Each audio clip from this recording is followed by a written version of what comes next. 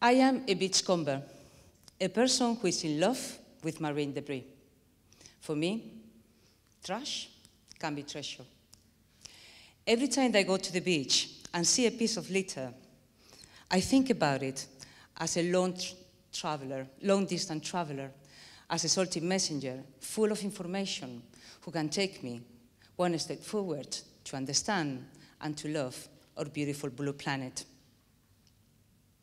Every single piece of marine debris can be the starting point of a new discovery, collaboration, or relationship between two human beings. No walls can be built in the ocean. That's why part of the litter that we have in the southwest coast of UK comes from far, far away, floating with the Mexican Gulf Stream, as far as from America. America. Legend has it that Christopher Columbus' discoveries of America started with a sea bean. It was washed up in the Atlantic coast of Europe.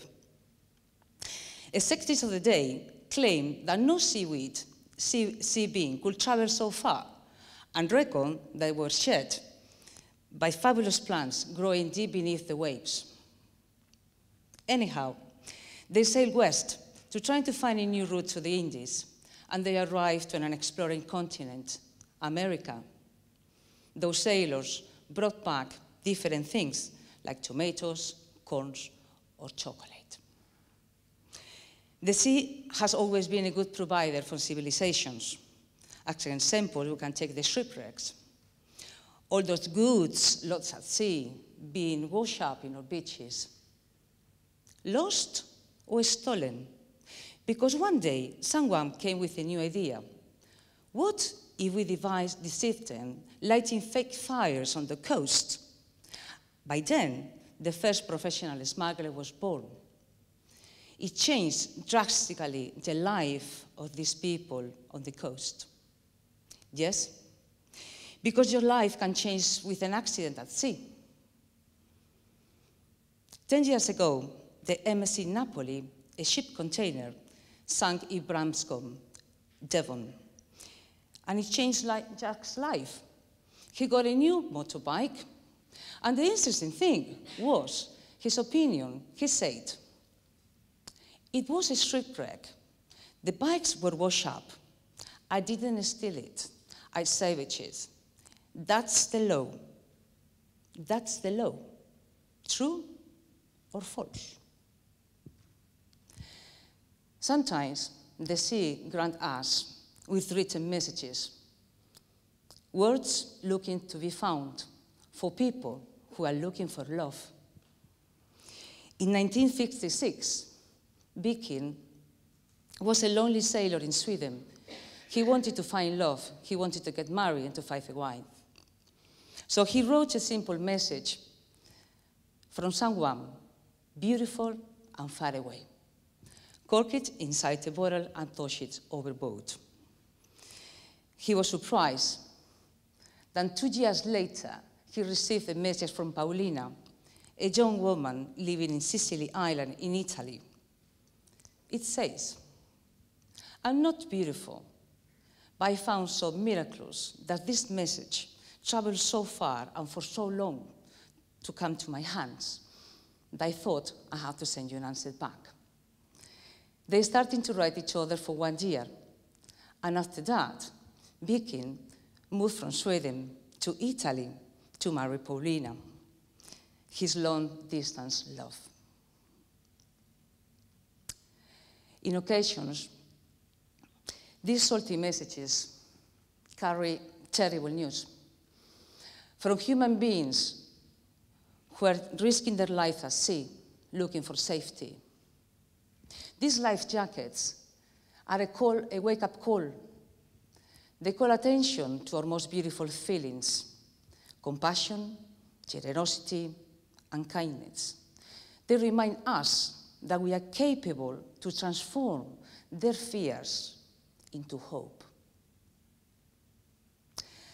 Every day at the beach is different. It's a surprise. That's why I love to be a beachcomber. I never know what I'm going to find. And these salty messengers work as connectors of a huge community of beachcombers all around the world. We are thousands of people who post the pictures of the findings at their locations or social media, creating a huge amount of data that can be used for something else, like understanding the ocean currents or pollution. We learn a lot about each other, about our cultures, about our languages, about our families. Also about geography and history. Once I received a message from a family from Plymouth, USA, inviting me to come over for the weekend to have a barbecue on the beach with them. Just come in, Mariana, just pop in. It was a magic moment when both parts realized that a simple piece of plastic reconnected the twin cities at both sides of the Atlantic. It felt like if the original pilgrims were sailing again in the future on the internet. Quite often we don't know where the letters come from or who belongs to, but this time was clear.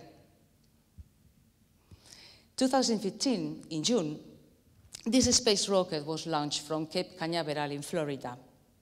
A few minutes later, exploded in the air and fall into the sea. In November, the same year, was found washed up in Tresco Island in Cornwall, here. It only took 6 months to cross the whole Atlantic Ocean. Suddenly we realized that the marine debris is not coming only from the sea, but it falls from the space. The space is full of satellites who are working. One of their jobs is to search and research the oceans. When the Malaysian flight was lost at sea, some of the satellites were tracking the light signal of the airplane from up there, and also they were trying to find the airplane in the surface of the sea. The first pieces of marine debris were found months later, quite far away, in the Reunion Island, Indian Ocean. But the bulk of the airplane has never been found yet. This opened a new door for the scientists and engineers who are working in Earth observation from the satellites. They have to improve their tools and the performance of these machines for the next time when an airplane falls into the sea, they are able to find it. And this is a new challenge for them.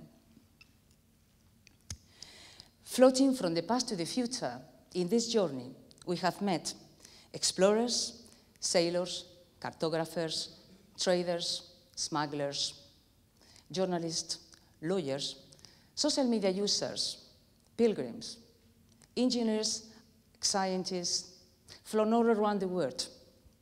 We have talked about feelings, love, fear, compassion, and hope.